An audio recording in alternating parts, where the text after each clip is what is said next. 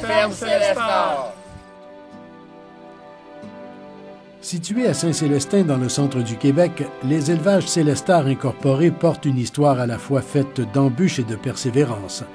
Tout cela mène à la réalisation d'un rêve, autant pour les propriétaires en devenir que pour celui qui leur cédera son petit coin de paradis. Producteur laitier de Saint-Célestin, René Bourgeois n'avait pas de relève intéressée parmi ses enfants. Échaudé par un processus de transfert à une relève non apparentée, il y a quelques années, il se résigne à disperser le troupeau en mars 2011. Mais il souhaite tant revoir sa ferme en activité qu'après sa rencontre avec Sandra et son conjoint Guy, il accepte de leur louer son étable. En 2001, Guy Véronneau et Sandra Saint-Amour obtenaient leur diplôme en gestion et exploitation d'une entreprise agricole de l'Institut de technologie agroalimentaire de Saint-Hyacinthe.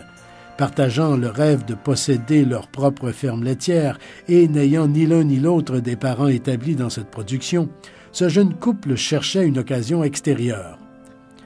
La ferme de production laitière Célestar possède un troupeau de 58 vaches, dont 45 à 48 à la traite.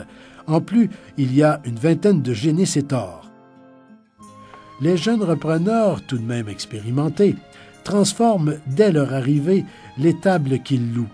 Rien n'est laissé au hasard. Guy et Sandra ne manquent pas de vision.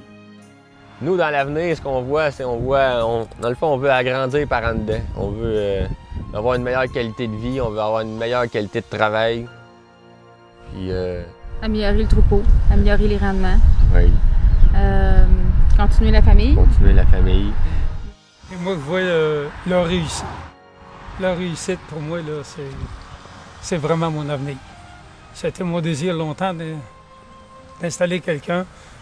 Si je vois que ça réussit, ça fait une belle avenir. Puis peut-être que plus tard, ça va être eux autres qui vont prendre la relève ou peut-être que nous autres aussi, on fera une relève non apparentée. Nous, ce qu'on recommande, premièrement, ça serait de faire des très bons papiers. Prévoir tandis que ça va bien, ce qui pourrait aller mal, je pense que c'est quand ça va bien qu'il faut prévoir ça, parce qu'après ça, ça peut dégénérer assez rapidement. La communication, je pense que c'est un autre très, très bon point. Puis ensuite de ça, il faudrait... Pas hésiter à mettre du temps. Pas hésiter à mettre du temps, puis il faut croire en nos rêves. Être vraiment prête à céder. Parce que céder, ça a l'air facile à dire, mais c'est tous les jours qu'on cède tranquillement. Ensuite de ça, la communication avec celui qui est l'acquérant, si vous voulez, c'est primordial aussi. Il faut que ça soit franc, honnête, facile. Si c'est pas facile ça, il y a d'autres choses qui ne seront pas faciles. Ensuite de ça, l'aide qu'on peut apporter. Nous, on voit une qualité de vie améliorée, une qualité de travail améliorée. On veut agrandir par en dedans si on veut pas acheter d'ouvrage. On va améliorer notre troupeau, améliorer nos performances au niveau de l'étable, continuer notre famille. Je vois ça comme une réussite. L'avenir, c'est ce qui va me dire si j'ai bien réussi.